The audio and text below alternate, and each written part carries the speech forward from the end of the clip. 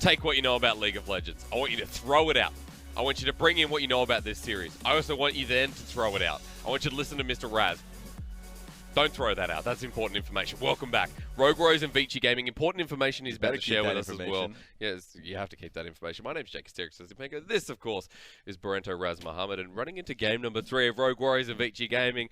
Lifeline now for Vici Gaming that they have to use here in this game 3. They got this far, but can they go the distance? I think so. If they're a team that's etching themselves into a team fight corner, saying ZDZ, just pick up that sign and group, I like the idea because what we already saw from Rogue Warriors is that they can't put themselves reliably on a 1-3-1. If that's the case, then okay. Yep. We have a series on our hand. That's why I love a best of 3 because you get to see the adaptation. Vici Gaming recognizing the 7 minutes it had between game 2 and game 3, they're like, okay, we see what's happening here.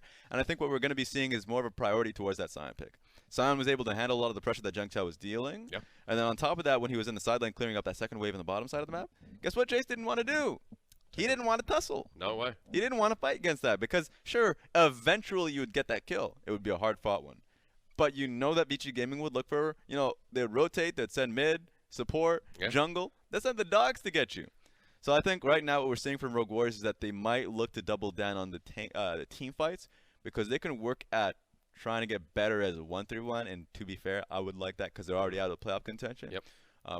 But if they're trying to pick up the win, if they're just trying to look years later and say that we picked up more wins in this split, then they want to go towards an easier composition. If we're talking about team fights, it starts with the bottom lane in that game number 2. The bottom lane there for Vici Gaming seemed like it was at the forefront, and of course it was. Speaking of the devil, give that bottom lane your MVP. It wasn't Puff, but it was Southwind there on the support, picking up MVP of game number 2. 15 assists. Of course, he was at the front. First MVP that Vici had at the beginning of the split was Southwind. It was. Southwind got MVP. Rakan, if I recall correctly. It was the Rakan. A lot of pressure with the Xayah Rakan. This time around, he came in with the Alistars. Rakan is Alistar, both of them amazing engaged champions. Yep. That's what he stakes his name on, and I love the fact that he's able to really showcase that. And this is the highlight of Vici Gaming, their bottom lane. When we came into the series, we said something similar about Rogue Warriors, but in that game number 2, there was a lot going on between HuaTian and between XiaoYao there. There's going to be no substitutions. Rogue Warriors running the same roster all throughout. So we get a little bit of a snippet into that mid 2v2 once again. I think the 2v2, with how much of a LeBlanc focus we've been getting, is going to be a priority. Yep. There's already this much level of annoyance that Rogue Warriors are able to win that in 2 games in a row. Yep. Sure, game 2 was a win for Vici Gaming, but that's still a lot that Jarvin, that Ix had to deal with, and so he's going to be trying to go into game 3 saying, please, one game in this series, give me the pressure mid lane, and we can start rolling early game. It doesn't matter what kind of jungle it is, it's been a reverse. We started with Rek'Sai in game number 1, went to Jarvin. Both junglers just swapped around. And XiaoYao, let's not forget, if we see the opportunity, speaking of jungle pool, something like that Olaf, if it's left up and available, he has looked stellar on it. That's why I wonder if anything's going to change, because they picked up the Rek'Sai in first phase. They have the ability to go towards the Olaf. Yep. Remember, if that goes into second phase, they're losing both the Olaf and the Rek'Sai. So maybe they go towards the Olaf simply because they want a simpler way to play the game. Galio Olaf, run them down, start the fight. That could be the way they go about it. I still like the Rek'Sai. I think it's giving them a lot of early pressure. And think of how good XiaoYao is playing. Yeah. The guy has just been on call, going to Krugs, getting experience advantage, level advantage, all of that, allowing Jiangqiao to push out in his lane. He's been pressuring the top side of the match far more than Suju has. Yeah. So this is good. Don't change any of the elements, and just think about how the lead that you've gotten in game 2 could have been pushed a little further. If we're talking purely about junglers, then XiaoYao this series has just been so much better than Ix, so much more on top of things than Ix. In a 1v1 matchup, it's looking pretty good here for the jungler of Rogue Warriors. Yeah, that's why if I'm Rogue Warriors jungler here, I want the same matchup, as I said that in the past, but I want him now to think more about how to enable some more team fighting elements. Yep. I said Galio pretty frequently. I know that it's been getting banned out. Hope this time around we get to see it. Well, Vici, you're on blue side here for the final game. Remember, no banaways from the players there, no interchange. What's the word? Substitutions. Got there in the end. Galio the final ban. Oh, no. Third and final game. Please. And so Galio must ban, but Puff played this in game number 1 on the blue side again. That's when I heard that it was going to be Vici Gaming on blue side. I knew that the pick was going to come through. That Neeko would be there for Puff, because Puff loves himself that Neeko. strongest champion right now in the patch. Yep. Just pick it up for yourself, and you have that level of protection there for Neeko, and you can play great kite back compositions with him. That's right, with the Neeko locked on in, remember what happened with ZWuji in game number 1. Went for the Ezreal, the laning phase was still fine, so we'll see if it's a bit of a rinse and repeat story, because for XiaoYao, it seems to be. Jarvin game 1, Jarvin game 3, and Alistar there for Huanggai. That's the answer. Team fight. Just jump right in. Right now, Rogue Warriors want to be able to follow up on the Jarvin Cataclysm. Yep. And so adding the Alistar Headbutt Pulverizer is going to do something. I still want to see what HuaTian wants to play here, though. Yep. That will show a lot more of what Rogue Warriors are trying to do, because they've been a team that says, okay, we can consistently throw 80 carry in the second phase. I don't care how many 80 carries that they end up banning. They've already got the vein, so like, what do I care what I get in first phase? I think Rogue Warriors are going to try to prioritize, they don't have the Zoe, they don't have the LeBlanc. This is going to be hard for him. What are you going to do? I mean, the Ryze is a possibility. Could go to the top lane, as we saw in ZDZ in game 1. That's true. I'm just a little suspect here. He knows he's going up against the LeBlanc, so I would love that Ryze versus the LeBlanc option, because Aftershock Ryze is able to lame out the lane. He's just, of course, every single time LeBlanc tries to go all in on you, Rune Prison, you just nix a lot of the damage that ends up, potential damage that would have hit you. Yep. And then once you have enough mana, you can be able to wave clear quite easily, put yourself on side lane. The only potential that I see here of a Ryze top lane is if that Rogue Warriors wants to be a little bit more creative, because they still have that option on the red side. Yeah. Red side means that you get last pick, and if you think, hey, I have another pick towards the LeBlanc here, you just go for it. HuaTian showcased that he was able to play the Echo. I think the Echo pick could be that possibility, or Rogue Warriors can say, no, we're thinking too creatively. We've had such a poor team fight in the last game. We need to pick up a tank top. Let's see what Stake says, because in game number 3, Rogue Warriors, their tournament life isn't really on the line. About development still in the last couple of weeks. Out of playoff contention. I've said it enough times for you. You'll remember from this point onwards. With the Kalista locked away, you have Kai'Sa as well. Rogue Warriors, I mean, the 80 carry potential still, but the Vladimir locked on in. All right, now it gets tricky. That's the team fight we're talking about. Yeah. If you guys watched, Flame play out, Flame was able to play as Vladimir, the LCK, and he was just insane. And we've had a lot of Vladimir play here in the LPL. Ryze, Vladimir have been exceptional, and it's because the game's been lasting longer. Yep. You can legitimately hold out in the game, get Vladimir to his third item, and then his team fighting is just so damn hard to deal with. So a lot of ownership here is on Braum and the Sejuani to keep this fight nice, gentlemanly, front to back. If you ever have a flank behind you, then you pray. So really focus on the vision control there so you don't get flanked by these two champions. Or you create the flank yourself. That's what the Aatrox could do. Vici Gaming final pick. Let's do it. ZZ in the top lane. Ryze game number 1. Game number 3, it's going to be the Aatrox. There's always a tough say of who wins that matchup between the Vladimir and the Aatrox. Aatrox has a lot of raw damage in his Q, his electrocute that he will pick up, and then will be able to shove out the lane so consistently. That's one of the weaknesses for Vladimir early, is his cooldowns. Yep. And just doesn't have the ability to be able to clear out the wave, so it's going to be playing underneath his tower. Gives Vici now a new early game element that they have been struggling for throughout the entire series. That's right, it means the last pick there for Rogue Warriors wasn't something to be unexpected. They knew that the Ezreal was available, they knew that they were leaving it open for him, and ZWuji once again is arguably best champion here in the 80 carry for game 3. There we have it, another Ezreal game from ZWuji. I'm loving this from Rogue Warriors. This is a strong team fight composition that has a lot of great disengage as well. Yep. Rune Prison, the ability to just send them in that bowl, that Super Bowl, the pit here from Jarvin's Cataclysm. And of course, once Suju, God bless, I'm sad that I ever said that name. I'm sorry, ZWuji. That's all right. ZWuji and his Iceborne Gauntlet can kite them out so easily. So a lot of great keep away here from Rogue Warriors side. And they can follow up with team fights once Vladimir is ready. Also remember, some of the best top laners in the league have showcased our Vladimir in the LPL. The difference is that the Vladimir has been going strong for a very long time here. Such a strong pick, such a strong win rate if you want to look at it like that. But the Vladimir, as you said, just fits in so nicely here into Rogue Warriors. A composition that we can really get behind. A composition that doesn't emulate game 1, but it almost facilitates how we saw Rogue Warriors enter this series. We'll have to see here, because Vici Gaming have to be on point in the early portions of the game. They pick for an early team composition with the Aatrox and the LeBlanc. Word here is that if you do not get ahead early enough, have to be as creative as Rogue Warriors were. I think, yeah, Rogue Warriors were trying to be in the previous game. Yep.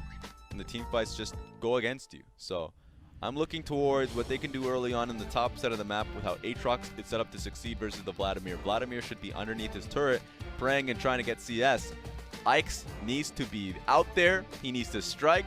I need to see the best game of his life because this is all on the line for Vici Gaming. He's been denied Game 1, Game 2. Scuttle control over to XiaoYao, denying vision from Vici Gaming and making sure Ike's has nothing to say in any of these lanes. Game number 3 will rely on this jungler who's been struggling all series long to stay in the road to playoffs here in the LPL Spring for 2019.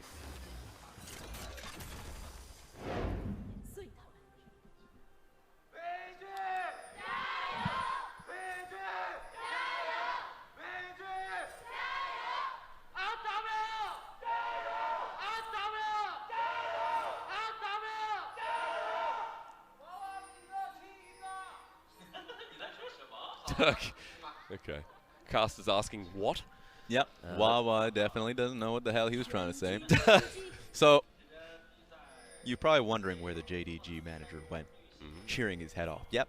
There he is. That's him. Rogue Warriors chants a little bit louder. Get the team blood pumping, the fans out there. Yeah. I will say, though, that the Vici Gaming fans are definitely a lot more vocal and louder.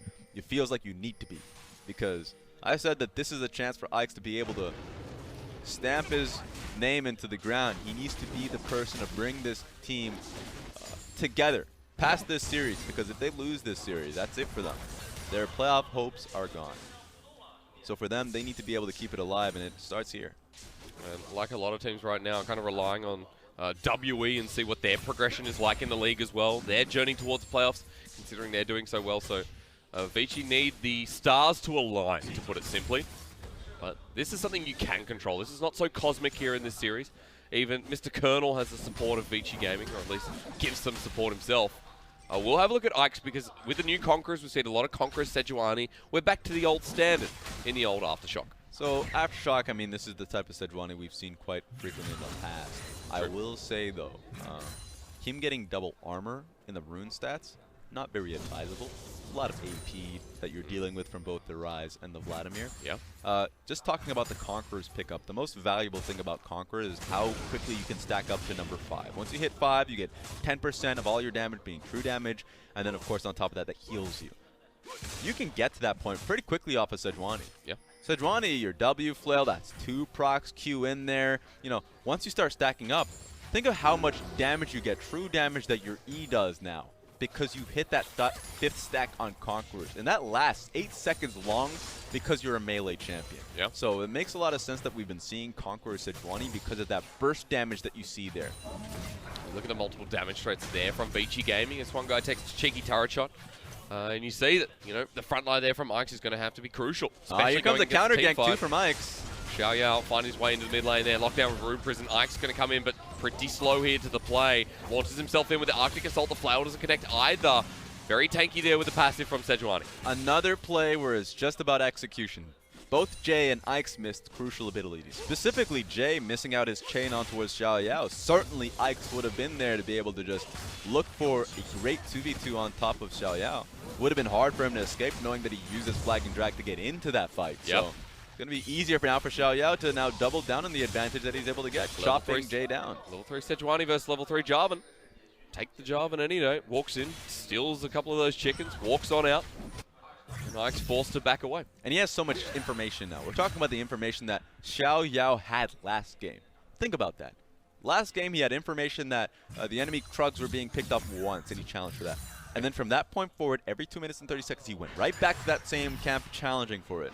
Now he has information that, you know, IX's Raptors just got picked up. He saw it happen. He challenged for it.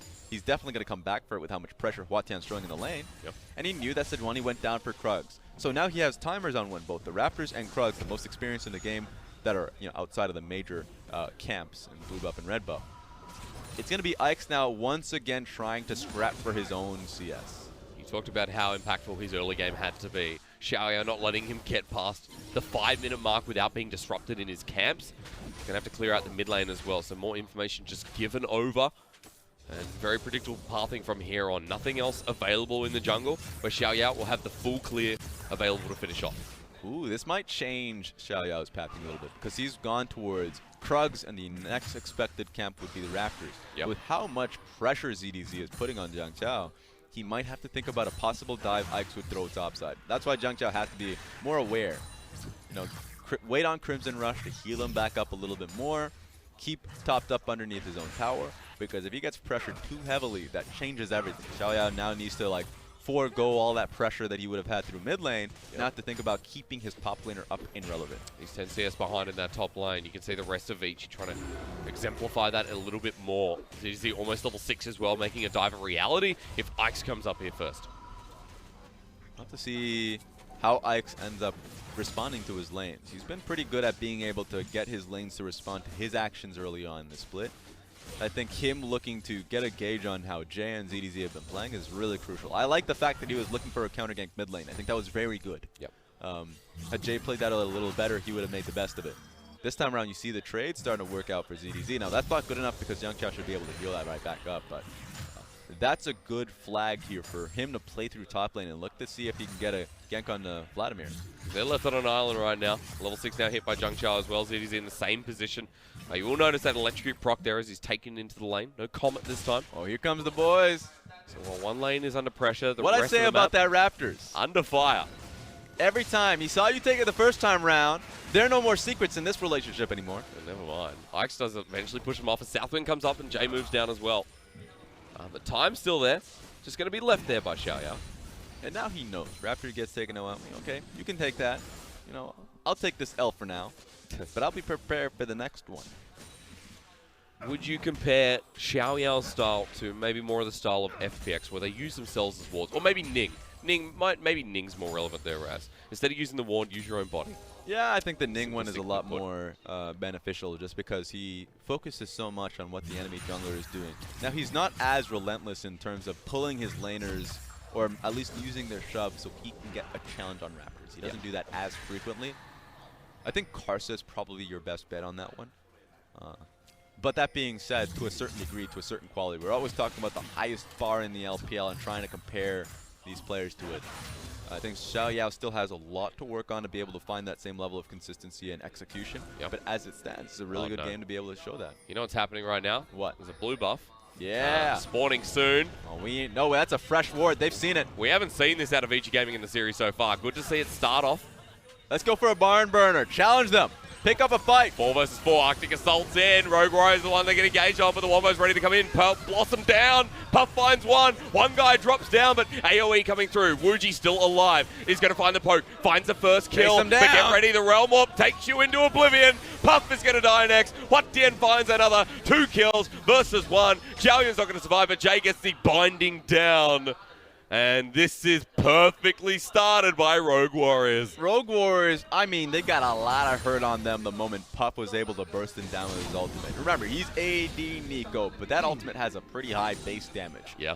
But then from that point forward, what do?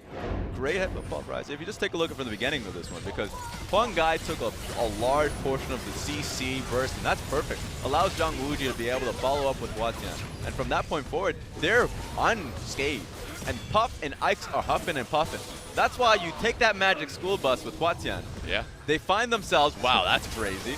Crazy distortion there. Just to chop straight through the 3 members, even trying to chase down Jay there. Huanggai takes the bullying, so the rest of them don't have to. Look at who got the kills as well. That's some distribution if you've ever seen it. 2 on to HuaTian in the Ryze matchup. He's going to be feeling fantastic. And 1 over to ZWuji. It starts again. Once again, we're back at it. Hang on, maybe He's Huanggai? fine. No, all right. Just a lot of good damage being taken on Huanggai. But remember, Alistar can heal with the Triumphant Roar. And on top of that, already has his stacks off of his target. So we're talking about one support that you're worried about taking free damage. It's definitely not Alistar. No, I think he'll be fine. Southwind, on the other hand, without the door up, is going to be a lot more versatile. Rather not versatile, doesn't matter. Let's land these chains. Seen the LeBlanc now of both HuaTian and Jay. I'm not sure which one I like better at the moment. Guess what journey they're going on? A magical one. Let's go on that Raptor Camp journey. Here we go. Follow me. They saved their blue buff. It went over to HuaTian. I feel like I've been timing these. Oh no! Oh, they found HuaTian first. He flashes away. Ryze, I don't like the chances here from Ike's after the armor and the passive shreds down. Cataclysm flashed away from. Jay turned on, and Rogue Warriors walk away from. You know, Ooh. just going straight through. Random Samsung Galaxy Ultimate. Of course, that's the skin there. Yep. So, Jarvin's relentless. He didn't get to pick up that big rep. You know what he wants? Please get that big rep. Oh no! I think it's pretty free to get it. You know Sejuani is not anywhere near the idea of touching you. So, alright. Just putting it out there, that's a pretty big experience boost. But either way, XiaoYao is able to net so much free pressure. This is a really good attribute of junglers to be able to recognize your strength and to consistently hit that. Ikes throughout the entire series have just been at the whims of XiaoYao challenging his most vulnerable camps. Time and time again, we just get the reverse matchup again. This time no Rex up, but you have the Sejuani, and still the same result here out of Ikes. 10 CS ahead, still not going to matter. Same can be said in Game 1 and Game 2. Results in nothing. XiaoYao still finding himself a lead, finding Rogue Warriors in the lead, and 1,000 gold at 11 minutes in the game. At this point, for Rogue Warriors, if they're playing through mid lane so heavily, what I want to see, I know you're trying to make a comparison to them in FPX, I want to see that FPX style. The Realm Warp from HuaTian has netted them such a large advantage in the previous fight. I want to see that to rotate them some top side. Because Jiangqiao has been receiving so much pressure, what that means is that Vladimir has been underneath tower for so long. That's a long journey back for ZWuji to get to his own tower. When asking, you may receive. Vici Gaming going to take the Rift Herald. But HuaTian started walking up. Here comes. Oh! No! He's been timing these so well. Oh, yeah. Every time he's looking to get a threat. That wasn't, of course, Baron, but being able to pick up Rift Herald there, denying it away from Vici Gaming would have been a pain. It's Condi's brother. Pick up the Rift Herald there. It's going to be picked up by Ikes, no less. They look for these early turrets on the top side, and with a quick pick here off Jiangqiao, we'll have the Crimson Rush available. But Rift Herald, watch it. It's a lot of good damage. And here's the fear. Look towards Jay here, because if Jay has pressure in mid, can look to roam topside. That's Jiangqiao having to hug his second tower here. Tower plating's up as well here, Ryze. 12 minutes in. Let's go. I'm surprised Ikes is splitting the gold. 300 gold being split among two champions. I would have liked that to all go on to ZDZ if you want to amplify his side lane, but they're going straight in. Yeah, the fight's in immediately. Can't even ultimate. Jiangqiao has no chance. Sticks around for the turret for too long. Can't split up that kill goal. ZDZ nets the entire damn thing on top of that tower, so there's real disrespect there from Jiangqiao, who also had his flash available. Yeah, that's right. Ultimate comes through, and this has been the play here for Vici Gaming, game after game. No doubt, Game 3, Vici Gaming almost predictable here, but not for Jiangqiao's purpose. That's just surprising for me with how well Jiangqiao played out in 2 games in a row. That this time around, he is the one that gets caught out by the most obvious. If you see a Sejuani level, like far past level 6, or an Aatrox throwing down Rift Herald, they are desperately trying to get that advantage on your team. Because if they don't get that tower down, if you remain alive and it really just repels on top of you, then they have wasted a lot of time, vision, pressure, while their bottom lane is not necessarily getting an advantage because ZWuji is getting a pretty substantial lead here. Oh, he really is. Still not in the gold, but stacking up the tier, and bottom lane is just being pressured anyway by Rogue Warriors. They see a red buff. It's not even about the Raptors this time. There we go. Nice and easy. You also see Ezreal playing towards it too, Hads. Oh, yeah. The wave will still be even, so he can't push it out and come with his team, but he's just going to say, all right, I'm ditching this one out. I'm going to join you. Started up. If they waited a second more, would have found Ikes, but now the contest for the red buff. Who's it secured by? Secured there by the jungler of Vici Gaming. Now we go again. This time, disengage. Realm Warp's out. Perfectly done. Oh, that blast gun just sends him into the Realm Warp itself. Clean heist. XiaoYao's been providing a lot of direction for his team. Him and Huanggai have just drastically changed the calling here for this team. I mean, Rogue Warriors have been a great team at forcing team fights and forcing pressure around their solo laners, but this time around, it's been the supportive staff here that's been able to start the right fights and pick up the lead over their team. Once again, every time an Ezreal ultimate comes over, he's pretty close each time. He just feels emboldened after that steal on Carson. It is his champion. ZWuji has picked up not only the Penta, steal in Baron. I'm pretty sure it comes to either 1 or 2. I'm setting ZWuji up this game, though. Because I see almost the mana immune picked up. I think ZWuji with such a lead, able to hold this bottom lane turret. The longer he stays in this lane, the better it may look. Oh no, he's getting cut out of this. Not for Jiangqiao, so though. Close. Yeah. Able to fight right back in this lane, too. Yeah, 5 turret platings mean he just took the turret. I like that we're lot. just getting to that point. It's just like, look at how many turret platings that he got. All of them. Oh no, wait a minute, one guy. They're going to be locked down with the concussive blows. Ultis goes back in for the re-engage, but Ike's is nearby. They do not know. They're still walking away. Vici Gaming not confident in the 3v2. I don't think they can. I was looking towards Rogue Warriors trying to pick up a fight bottom lane. You have the Alistar, who had the ultimate, Flash. ZWuji picked up the Iceborne Gauntlet. He was certainly ready for, being there to support XiaoYao in his adventures, but that's been thrown to the wayside. And I think they're going to look for a pick here mid. Yeah, HuaTian holding out a Vision Fog of Wars there. Let's get ready for the 1v1. HuaTian owns it in this mid lane, while bottom lane keeps pushing on up. They know that Ike's is here. Oh, I think he's got him. No, not this time. Sanguine Pool still there. Crimson Rush available, not going to be used. ZDZ still able to push in, and this is becoming a very big issue for Rogue Warriors. I wonder what Vici Gaming are going to do. They're focusing towards the bottom line so heavily, but my concern is they're not in a position to take up the Ocean Dragon. They don't even want to fight for it. So, ordinarily, teams with this kind of a mindset would look to double down on top lane. Jiangqiao has been just heaving underneath his turret. Yeah. Why not send Ikes and maybe Jay once he's shoved out the lane to trade sides? Vladimir's behind, sure you lose a dragon, but now you're in a situation where you don't get anything. Yeah. Raptors for dragon is not a worthwhile trade. I have to say in this lane as well, when you have a double Ocean, as long as Jiangqiao can get out of combat, can walk away from the Aatrox, he heals all the way up. He is actually just topping up pretty easily. He is already at full HP. You're literally versing Garen. It's crazy, isn't it? I mean, Jiangqiao, full health, there you go. And ZDZ, I mean, just because of double Ocean, you might actually start losing trades. And now all of that pressure means nothing. If you couldn't capitalize on a Vladimir post-double Ocean Dragon, you sure as hell ain't doing that now. Yep. He was just preying on his Crimson Rush to top him up, but now he could literally do nothing and get all that benefit. And you know what? Look, Rogue Warriors have control on the bottom lane. That's no secret, Raz, but there's another Ocean coming up as well. If I'm Vici Gaming, I say, I know normally we talk about triple Infernal and triple Mountain. We're going to deny that. Let us deny the triple Ocean. Please. You give that over. Look Vladimir's at how huge. much of a spell-slinging team this is from Rogue Warriors. Pro ZWuji and HuaTian, who are just going to be stacking up mana. Yep. And think about the build that ordinarily Ezreal players go towards. They don't even have mana concerns once they get their full build because of the mana they end up receiving from, mana flow band at the end of it once they fully stacked it up. All of the mana that they end up picking up is just with a large mana pool on top of that.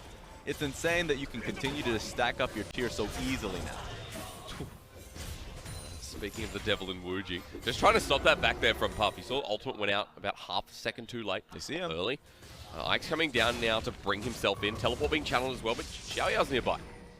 I mean, Sejuani walked over a ward, a pretty smartly placed one, just outside of the range of the control ward, so doesn't know that he's being tracked here.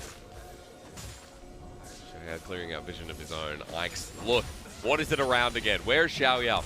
Near the Raptors. Get that damn Raptor camp!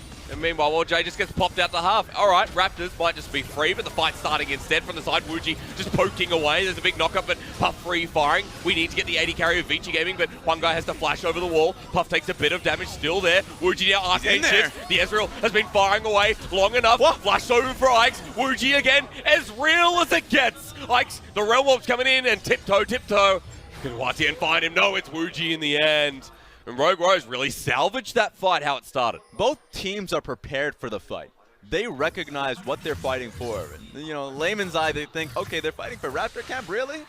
But it's just the slow advantage that's been burning. And, oh my god, Jiangqiao, please. He doesn't have the ulti used before on ZDZ. He doesn't have his either. Earlier engage in the top side, and now the Aatrox loses to Vladimir because of double Ocean. Really? We'll see about that. I think in an all-in, I would still give it to ZDZ. But if you're looking towards the items, already has the proto belt and working towards just more items underneath him. I trust you, It is getting worrisome. He's starting to fight back, and that hasn't happened all game long. Yeah. Still 20 CS behind, so although my rantings can sometimes be wrong a lot of the time, we'll see when that second item comes through. You have Fiendish Codex, you have that already 20% CDR, probably 30% in the rune set. We'll have a look at what happened in the top side, cancelling the teleport for Jiangqiao. That was really, clutch to be able to get that one out. Now, Rogue Warriors being able to double down, this was just a major win from ZWuji following up on Ike's. And he recognized he already hit the last Q. the cooldown on his E was coming right up. So hard for Sejuani to get back up. Speaking of Sejuani. Level 11 Ezreal, watch Wuji, now level 12, has the poke, doing a lot, but Ike's passive keeps him safe from damage. XiaoYao was trying to find a sneaky engage on the back road. Wuji, there's the ulti, but he gets caught out all the way from the arcane shot, the mystic shot rather. ZDZ underneath turret, drags him back in with the infernal chains, but locked on down the Alistar, can't move. And Puff picks up number 3, mid lane turret, coming up next. Putting a lot of work down. If they can get this mid lane outer turret work out very well for them, they'd have to do it on the next wave, and that would call into question their back timing. Yep. I think Vici Gaming would have to make the smarter decision to back away knowing that Ocean Dragon is coming up in 40 seconds. It's harder. If they stick around for this mid lane turret, get chunked out, when the objective should be this third Ocean Dragon that Rogue Warriors can pick up for themselves, they're doing it now. This is actually too late now. Yeah. So going topside. All that dilly-dallying that was happening on Vici Gaming side will bite them, because look at Jay, so low in mana. The rest of them will not be there if Rogue Warriors try and go for this Ocean Dragon. Thankfully for them, they're all on the top side of the map. What the hell are they top side for? I don't know what's going on. What are these teams doing? Seriously. Blue buff, all right. Let me say, there's a reason why both of these teams are the bottom feeders. And it's just simply like not being able to pick up what is the most obvious part of the map. They were sitting mid lane. It's not as if it's a secret. I mean, they're going for blood instead. I guess admirable Really? at some point. HuaTian pops a Righteous Glory, of course, with the Ryze now. Normal stuff at the 1v2. The World Ender going to keep him alive, but they're waiting to burn it down. HuaTian takes 3 turret shots while the rest of Vici group up to the top side of the map. The World Ender will get burned down by the 2v1 engage under the turret, but Vici, hovering around this Baron, now have free access to roam to the bottom lane. I'm not going to lie, I don't understand the decisions between any of these teams. Now, Vici Gaming being topside, that makes sense, you know, be able to support ZDZ, of course. But you've lost your opportunity to go through bottom side. Now they're just doubling, tripling down on these fights. And quadruple, let's add Rogue Warriors into the middle of the fight with the Sanguine Pool mixed in. Puff comes down, Puff Blossom time, but Puff's already been burnt. He's front lining into Wuji. Rogue Warriors getting free access again. Southwind joins the Death Club, and Jay with Distortion over. HuaTian's had a good time too. Mid lane turret's going to drop in Raz. You know what's coming up next. Yeah, Vladimir has been putting in a lot of work. Yeah. Even killed him with the hose. All right, ZWuji, are you serious now? We're going to go again. Jay's just been burnt down. Clones away. Rogue Warriors continuing. This is the quadruple quintupling down. ZDZ underneath turret doesn't have the ultimate. Popped on with a cherry of a blue thing by HuaTian. Another kill to Rogue Warriors. They're just getting fed. They are. They're just taking huge risks. Like massive risks for kills. And you know what? Sometimes it works. Yep. Sometimes Jay just dies because, or was close to that, because he's just sitting there. You know what, Raz? Let's get it. You know what I wanted when I was 12? What? I wanted a fiesta. I wanted to celebrate something, my birthday. Yeah. Right? Did Then you? I realized, no, my background is Ukrainian. I'm not even close. All right. I didn't drink, of course, because it's illegal. Of course, because you're just a kid. Yeah, that's right. Yeah. But Responsible. there's other things I dream of, especially in League of Legends games that's more relevant to this day. A triple Ocean Dragon when you're playing Vladimir, and I play Vladimir. This is great. So they saw him. That's the relevant information here. And so the problem here is that Vici Gaming, recognizing that Vladimir is looking for a flank, say, okay, let's walk up to this tower. Of course, Alistar looks for an interesting engage. The XiaoYao doubles down with the Cataclysm. So the fact that all of that was in view is just unfortunate to see. So Vici Gaming and Rogue Warriors, they're just throwing at each other, man. They're just chucking everything they can for a fight. Nothing in this map matters, and that sounds poetic to me. Yeah. It's a great way for Rogue Warriors to kind of showcase their exit here from playoffs, maybe Vici Gaming as well, depending on how this game goes. And 23 minutes in, that triple Ocean is going to be the highlight here. HuaTian on a journey. Let's go to the bottom lane. ZDZ's level 14. He has a World Ender. We just need 2 members. HuaTian's running at him. We just need 2 people for this fight. He's trying to play the do-si-do.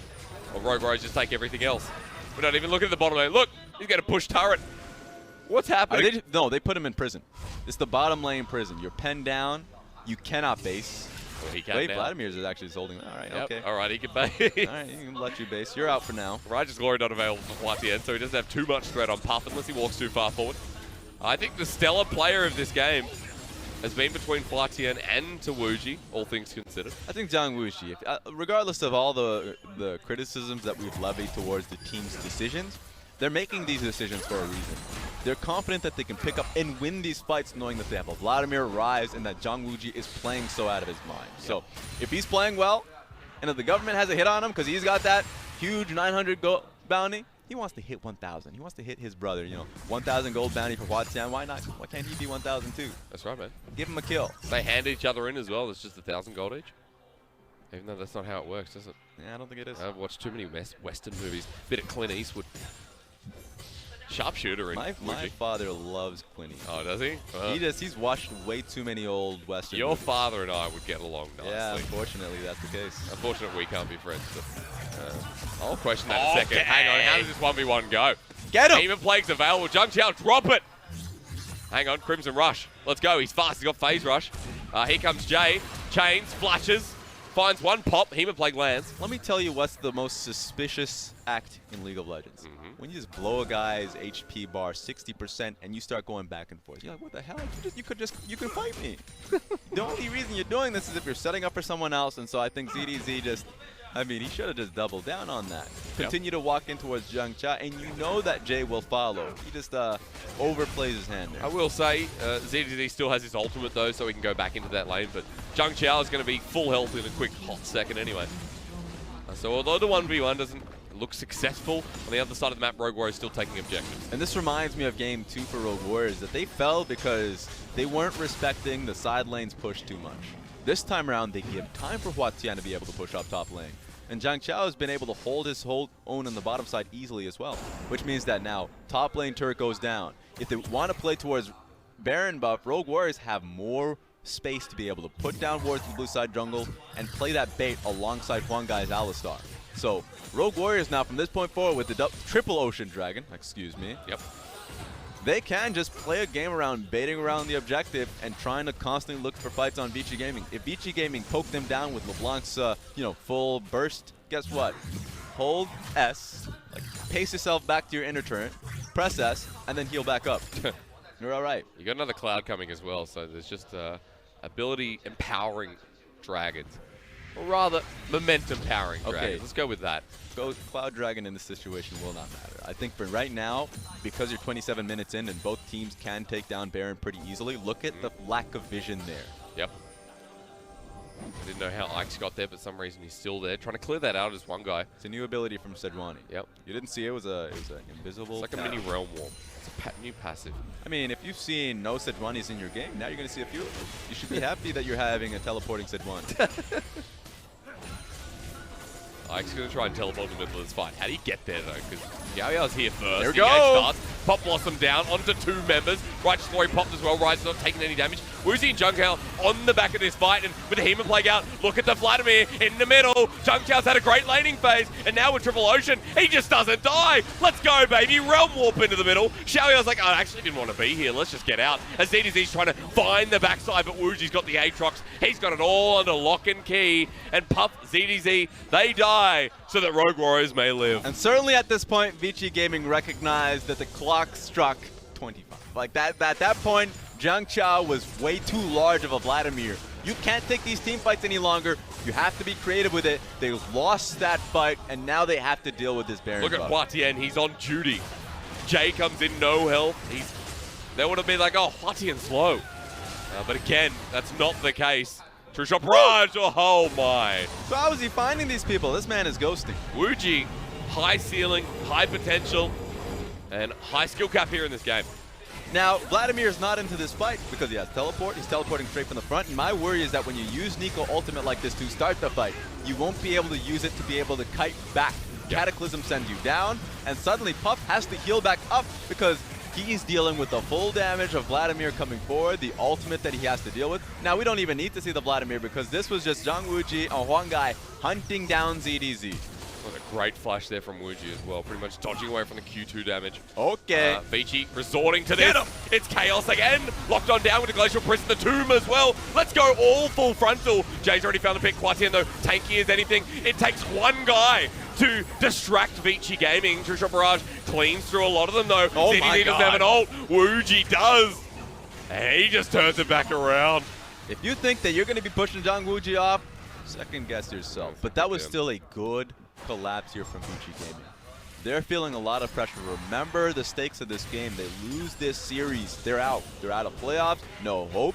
And they're trying to cling on to that last bit of hope. And so trying to throw the kitchen sink at Rogue Warriors has been the strategy. They're able to take down XiaoYao, Huanggai, and it just took a little bit before ZWuji finally started to get rolling in that fight. You're throwing that kitchen sink. You better duck. If anyone gets hit with a kitchen sink, I'm pretty sure you're dead. Yeah, oh, I mean, depends. Maybe it hits your leg. Yeah. I'll tell you one thing, Raz. What's up? You know, one morning, I know that for a team like Vici Gaming, Pretenders Game 3, they wake up and outside their door is a sink. They're asking themselves, you know, would you let that sink in? And the answer right now is yes. You know, Vici Gaming.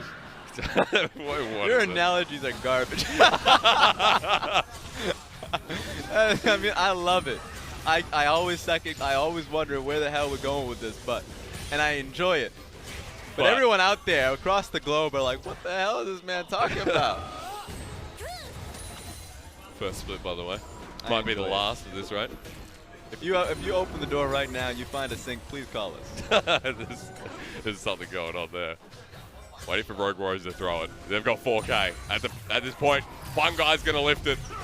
Wuji's going to add the momentum on it and toss it all the way down. We just need to see Ryze, who's right now probably sitting with the wave so he can realm warp it in.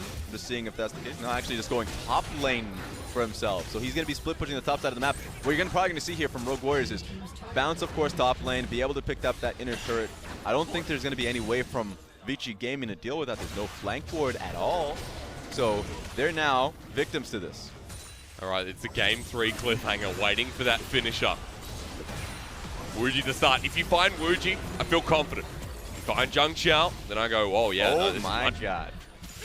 About to say, it's potentially winnable, but ZDZ already chunked out, ultimate not burned away, that's his saving grace, but the turret is going to go down. Rogue Warriors look unstoppable here at this 31-minute mark. You're going to be able to take this and go. You got to do something, I mean, Vici. Ike wants to turn the fight around onto HuaTian, but Huanggai taking up the front line. The Human Plague's in. Again, the Vladimir free fronting once more. Ultimate stop in a track, but Jiangqiao just can't die as Wuji is still full health as well. Look who's carrying this team. The Young Warriors charge towards the Nexus with no one left to stop them. The Young Warriors charge towards Vici Gaming, and Vici Gaming have nothing to say. Wuji with his last lifeline there, just sending out the miserable shots. And again for Jiangqiao, spends his seed far and wide across this team fight. The blood hurts too much. There is no Pop Blossom to finish. There is no hope here for Vici Gaming as they get knocked out of playoffs, and Rogue Warriors send them packing. And for these two teams, looking for the future, I like what I see from Rogue Warriors. Rogue Warriors felt a lot of that criticism ever since losing the batch of their players, losing SMLZ, Doinby, Mouse, Flawless, everyone gone. But they're looking good. They're looking towards Summer Split and saying, look at us, we'll get there. We'll hunt for playoffs. For now, we're going to be pulling Vici Gaming into the pit with us. Oh yeah, bring him down. I will say out of that series, there was hope for Vici. You look back at game 2, you look at what brought them to this final game number 3. Players like Puff, Southwind, of course, always the highlight here. But there was some momentum for Vici Gaming at some point in that series. I mean, that's to put it lightly. That's such a broad statement. You made the broadest statement to say at some point they were doing well. And I think for them, it was game 2 when they had been able to actually repel a lot of the pressure from Jiangqiao. And even still, I think the jungle pressure that we saw, they had the level advantage there for XiaoYao. That was all great and all, but they couldn't nail it down. It was Vici Gaming finding picks constantly on ZWuji to keep themselves alive in that game and in the series. But here's the thing. If we're talking about looking to the future, Vici Gaming can't just be that team that throws that, apparently that friendly, neighborly, like kitchen sink. That's the true shot barrage. They can't just hope that they find picks mid lane and then go for team fight. Every team has that. Every team has that. Every team is better at that. You need to look for the horizon, have better laners, or at least in particular, I think Jay's been showcasing that he can lane a little better, so maybe work at it because the players in the league are tough. We have tough competitors here in the LPL. We do. So now that you found yourself going through the spring split, your first split in the season, in your career at the LPL. That's right. And you're able to get out of that nervous, first run of things. I don't think we've Look to had the future. a series where we've all 3 games there have been rookies versus rookies. Yeah. This is the very first one. So we get our bottom of the barrel, and now we know where they can go from. And that's because in the LPL, we just have so many new players coming into the league and then just going off. Yeah. We have a lot of those players. Like, JackieLove is one of them.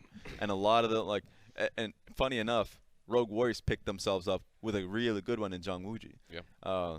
I know a lot of people in, like, North America and Europe. I think Europe is a bit of is probably not the best example because they have a lot of those national leagues that they can just pick up a lot of these amateurs because they have competitive experience. A very wide area of different cultures, et cetera, et cetera. Exactly, but they can always just pick and choose from all these players that they're not just solo queue players. They're players who have had a lot of competitive experience. They know how to play a game. They've been on a lot of teams, and they recognize how to be in a team environment. These are all of these things you have to teach a player. And at least for Vici Gaming, they have Southwind, who's technically been that. Who's had so much experience out of all of those players, and it's only his first run in the LPL. Yeah. So it's pretty insane to see that. I think Rogue Warriors had just great picks there for their solo laners. I think they understood how to play the early and mid portions of the game, so that says a lot to the supportive staff. While Vici Gaming had to change their supportive staff. So Coach Long, who's been in there for the majority of the split, suddenly he's gone. New coach in there. So it's a longer path for Vici Gaming, but I like what I'm seeing from Rogue Warriors. I think they're ready for next play. Stability of stake was what I mentioned in Game 1, and I think we do mention every time we see a Rogue Warriors series, at least having a stable coach. And when Vici lose theirs, and when in previous seasons you had people like Easy, when we had Bengu, when we had a mixture of players coming in with experience, right? I know you can't look at me after the Game 3, but this was, for me, a good test of time to see where Vici can go in the summer split when they firm up what their coaching staff looks like. Yeah, I think the benefit of having those long-standing players is that they can guide them, even if there's a language barrier. I like what's happening on currently BLG, that you can have a mix of young players, but you have the veterans of ADD and Crow that can lead you to the better way of playing. They have a great supportive staff too. I think Vici just needs to find a way to invest in that because they're still having a lot of questions, and they have a good period within the from this point forward into the playoffs because they won't be joining that, and of course during the offseason. Seems like we'll get there here for both teams. Rogue Warriors, Vici Gaming, both out of playoffs here, but we run into JDG and Snake coming up next. There you go, you cheeky little devil. You think you could escape? No, you can't. JDG, Snake, playoffs still on the line. We'll get to it right after this.